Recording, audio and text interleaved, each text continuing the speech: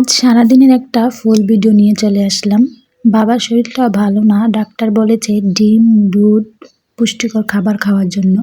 Hello everyone, আসসালামু আলাইকুম। আশা করছি আপনারা সবাই ভালো আছেন। আলহামদুলিল্লাহ, আমরা অনেক ভালো আছি। সকাল সকাল সবার জন্য ডিম সিদ্ধ করে নিলাম। ডিমটা একটু হাফ বয়েল রেখেছি, কারণ হাফ বয়েল ডিম খেতে অনেক মজার হয়।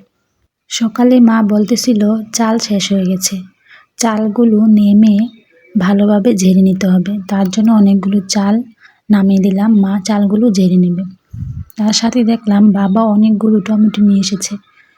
টমেটোর চাটনি খেতে অনেক মজার হয়। ওইদিকে মা চালগুলো ঝেড়ে নিচ্ছে, তার সাথে আমি দুপুরে রান্নার জন্য অনেক তরকারিগুলো কেটে নিলাম।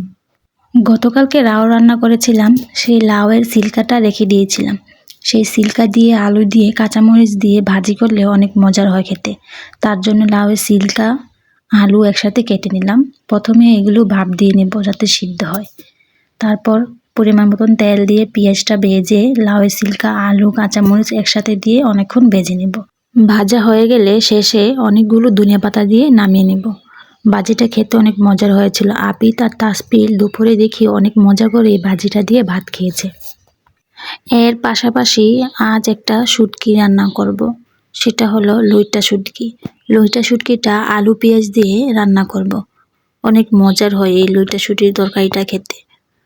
তরকারিটা রান্না করার জন্য পেঁয়াজ, আলু, শুটকি একসাথে কেটে নিয়েছি। তারপর লইট্টা শুটকিগুলো ভালোভাবে টেলে নেব। টালা হয়ে গেলে গরম পানিতে অনেকক্ষণ ভিজিয়ে রাখতে হবে ভালো করে, যাতে কোনো গন্ধ না করে।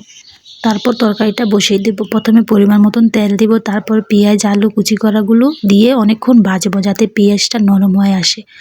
তারপর এর সাথে শুটকিগুলো দিয়ে অনেকক্ষণ ভাজবো। অনেকক্ষণ ভাজার পর পরিমাণ মতন একটু ঝোল দেব কষানোর জন্য। এখন একে একে করে সব মশলাগুলো দিয়ে দিব। লবণ, হলুদের গুঁড়ো, মরিচের গুঁড়ো দিয়ে ভালোভাবে অনেকক্ষণ কষিয়ে নেব। এর সাথে একটা টমেটো কুচি করে দিয়ে দিলাম। তারপর অনেকক্ষণ কষিয়ে নেব। কষানো হয়ে গেলে পরিমাণ মতন কিছু ঝোল দেব। ঝোলটা ভালোভাবে জাল করে নেওয়ার পর শেষে অনেকগুলো ধনিয়া পাতা দিয়ে নামিয়ে নেব।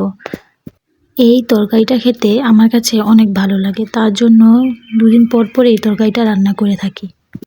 এর সাথে একটি মাছের তরকারি রান্না করব। আইল মাছ দিয়ে টমেটো দিয়ে ঝোল রান্না করব। প্রথমে পেঁয়াজগুলো ভালোভাবে ভেজে নেব। ভাজা হয়ে গেলে এখানে সব মশলা দিব। হলুদের গুঁড়ো, মরিচের গুঁড়ো, লবণ, ধনিয়ার গুঁড়ো একসাথে দিয়ে অনেকক্ষণ কষিয়ে নেব। কষানো হয়ে গেলে মাছগুলো দিয়ে ভালোভাবে কষিয়ে নেব। মাছগুলো কষিয়ে নামিয়ে নেব। তারপর এর সাথে টমেটোগুলো দিয়ে ভালোভাবে কষিয়ে নেব। অনেকক্ষণ কষিয়ে নেব। টমেটোটা কষানো হয়ে গেলে মাছগুলো দিয়ে দেব। একসাথে দিয়ে অনেকক্ষণ নাড়াচাড়া করার পর পরিমাণ মতন ঝোল দেব। ঝোলটা দিয়ে অনেকক্ষণ জাল করে নেব। যখন ঝোলটা জাল করে নেওয়া হয়ে যাবে শেষে অনেকগুলো ধনিয়া পাতা দিয়ে নামিয়ে নেব। বাসায় একটা তরমুজ ছিল, বাবা তরমুজ কিনে নিয়ে এসেছে। তারপর মা তরমুজটা কেটে নিয়ে আসলো, তারপর আমরা সবাই মিলে খেলাম। গরমের সময় তরমুজ খেতে অনেক ভালো লাগে। রান্না বান্না শেষ করে দুপুরে সবাই একসাথে বসে খাবার খেতে বসলাম। আমি তো শুধু শুটকি তরকারিটা দিয়ে ভাত খেয়েছি, সাথে একটা লেবু নিয়েছিলাম। এই শুটকি তরকারিটা দিয়ে লেবু দিয়ে মেখে খেতে অনেক মজার হয়। এতক্ষণ ভিডিওটি দেখার জন্য ধন্যবাদ। লাইক, ফলো, সাবস্ক্রাইব করে তানজিনা আক্তার ব্লগের সাথেই থাকবেন। Thank you.